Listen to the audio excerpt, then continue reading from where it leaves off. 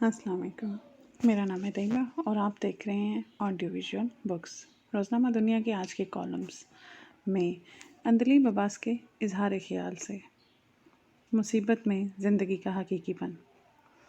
جب آپ خطرے کا سامنا کر رہے ہوں تو دفاعی حصار کی دراڑیں نمایاں ہو جاتی ہیں۔ موجودہ عالمی وبا نے دنیا کے انتہائی طاقتور، دولت مند، عقل مند اور پر امید افراد کو بھی اس آزمائش میں ڈال دیا ہے۔ عزم، لگن، حوصلے اور جذبے کی پرکھ کا وقت ہے۔ اس غیر معمولی عالمی شٹ ڈاؤن کے مضمرات کا شکار ممالک، کمپنیوں اور افراد کو ایک نئی اور تکلیف دہ حقیقت کا سامنا ہے۔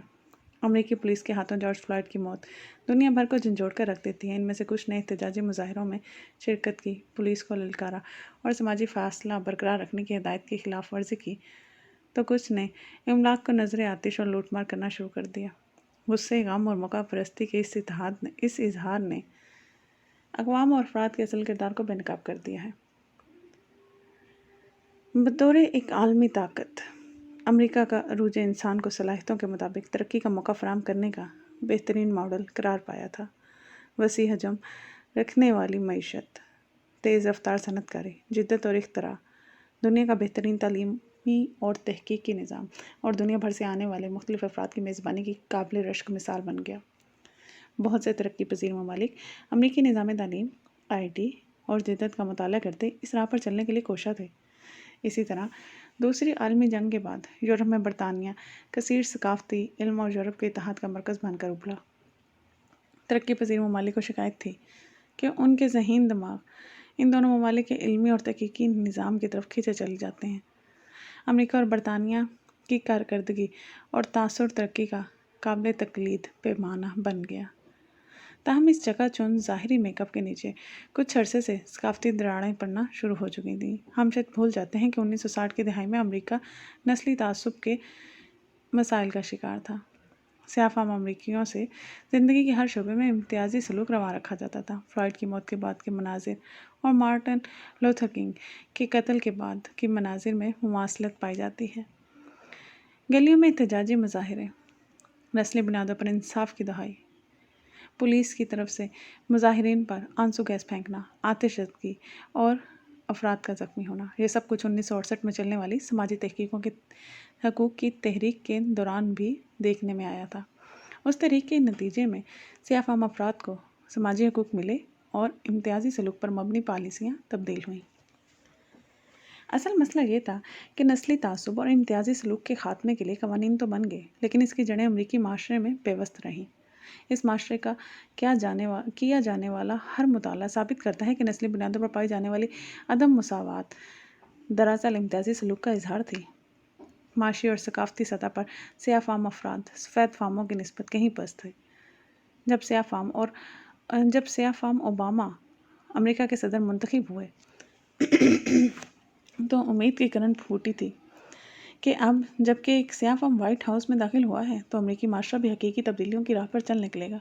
تاہم اپنی تمام طرز ذہانت اور قوت گفتار کے باوجود اوباما نے اپنی جنگی پالیسیوں، بہت سے متنازع معاملات پر غیر واضح موقف اپنانے سے گریز اور مشکل فیصلے کرنے میں تذبذب سے بہت سو کو مایوس کیا۔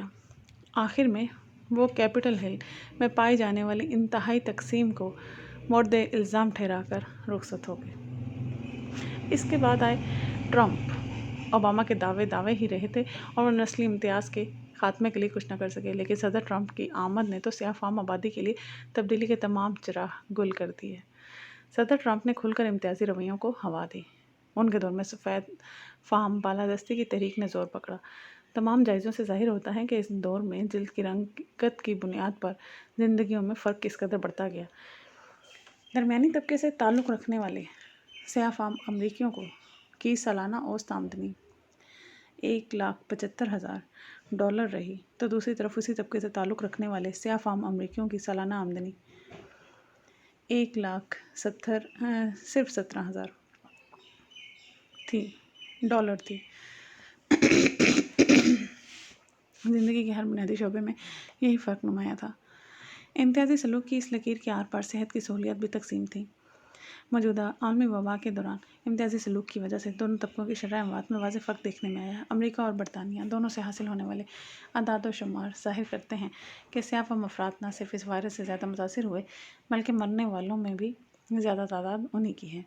اس پر مزید تحقیقات کی ضرورت ہے کہ کیا یہ صورتحال صحت کے پست معیار، کووڈ-19 کے دوران صحت کی سہولیات کی غیر مساوی تقسیم یا کسی اور عامل کی وجہ سے ہے۔ چنانچہ بلیک لائیوز میٹر محض ایک احتجاجی نعرہ نہیں بلکہ پالیسیوں کی اصلاح اور دیگر تحقیق کی دعوت فکری ہے۔ قنوتی افراد ممکن ہے کہ اس واقعات کو میڈیا پر دکھائی دینے والے بھونچال چال قرار دیتے ہوئے کہیں کہ جیسے ہی کوئی اور واقعہ پیش آئے گا یہ موضوع تبدیل ہو کر پس منظر میں چلا جائے گا۔ زیادہ تر کا انداز فکر اس سے مختلف ہے۔ دنیا بھر کے نامی گرامی تجزیہ کار اس پیش رفت کی سنگینی محسوس کرتے ہوئے اسے بہت بڑی تبدیلی کا پیش خیمہ قرار دے رہے ہیں۔ گو ان کا لہجہ محتاط ہے، ان کا استدلال مارٹن لوتھر کنگ کے قتل کے بعد ہونے والے احتجاج اور موجودہ احتجاج میں دکھائی دینے والا فرق پر مبنی ہے۔ یہ فرق مندرجہ ذیل ہیں۔ نمبر 1، اب مناظر دکھائی دے رہے ہیں۔ 1960 کی دہائی میں سوشل میڈیا نہیں تھا۔ سیاہ فام افراد کا احتجاج بمشکل ہی الیکٹرانک میڈیا پر دکھایا جاتا تھا، لیکن موجودہ دور میں ہر واقعہ چشم زدن میں جغرافیائی حدود سے ماورا کروڑوں افراد کی نظر میں آ جاتا ہے۔ جارج فلائیڈ کی گردن پر 9 منٹ کے لیے گھٹنا رکھنے والی ویڈیو نے دنیا میں بھونچال برپا کر دیا۔ سوشل میڈیا کی فعالیت نے الیکٹرانک میڈیا کو بھی اسے بار بار دکھانے پر مجبور کر دیا۔ کسی بھی تحریک کے دورانی کا دار و مدار اس کی بنیادی موقف کے اعادہ پہ ہے۔ جب تک یہ عوام کے ذہن میں تازہ ہے تحریک زندہ رہے گی۔ نمبر 2، احتجاج مظاہرین کا نسلی تنوع ایک اور فرق ہے۔ موجودہ احتجاج میں دنیا بھر کے کثیر ثقافتی جذبات کی نمائندگی شامل ہے۔ مارٹن لوتھر کنگ کے وقت مظاہروں میں شامل سفید فام افراد کی تعداد برائے نام تھی، لیکن موجودہ احتجاج میں سفید فام، ایشیائی، افریقی اور یورپی باشندے برابر شریک دکھائی دیتے ہیں۔ ان میں ہر عمر کے افراد کی نمائندگی موجود ہے۔ وائرس کے خطرے اور لاک ڈاؤن کے باوجود ان میں بچوں سے لے کر معمر افراد تک شامل ہیں۔ اس کی وجہ یہ ہے کہ تاریخ کے بہت سے عظیم احتجاجی مظاہروں کے دوران دنیا اس طرح لاک ڈاؤن نہیں تھی۔ طلبہ کی کلاسیں اور امتحانات چل رہے تھے، لوگ ملازمت یا کاروبار میں مصروف تھے۔ زندگی کی گہما گہمی اس قدر تھی کہ احتجاج کی خبر محض ایک عام خبر کی طرح آئی اور گزر گئی۔ کچھ احتجاجی بیانات آئے، اشتعال کا مظاہرہ ہوا اور پھر زندگی معمول میں آ گئی۔ لیکن اب جبکہ لاک ڈاؤن کے دوران کرنے کو کچھ نہیں ہے اور نہ ہی کوئی اور خبر ہے، تو یہ موضوع اپنی جگہ پر موجود ہے۔ نمبر 3، اسٹیک ہولڈرز کا تنوع۔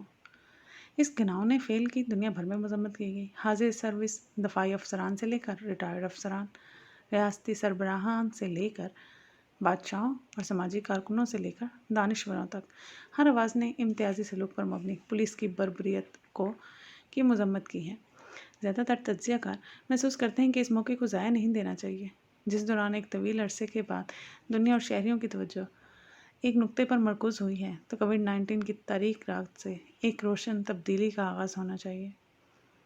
اس واقعے کے نتیجے میں حقیقی اصلاحات کا عمل شروع ہو سکتا ہے۔ یہ اصلاحات صرف پولیس میں ہی نہیں بلکہ عوام کے رویے، سوچ اور طرز عمل میں بھی ہوں گی۔